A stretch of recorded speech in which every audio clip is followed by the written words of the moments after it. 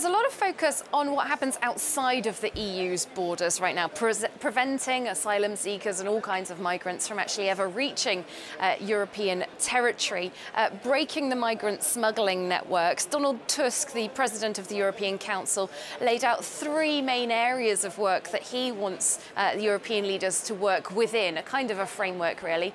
Firstly, talking about setting up some kind of migrant processing outside the EU. They're talking about these as platforms at the moment. Not a lot of detail about what that would mean, but countries involved have been mooted as all of the North African countries of the Mediterranean coastline from Morocco all the way to Egypt, including Libya, where we know there have been slave auctions of migrants in recent weeks and months. The second plank would be a kind of dedicated financial facility that Europe would all sign up to as the 28 member states. And thirdly, we're talking about working with countries of origin and transit countries, developing those countries, helping them to be in a state where people don't want to leave them, and also with the transit countries trying to prevent people from passing through those on their way to Europe.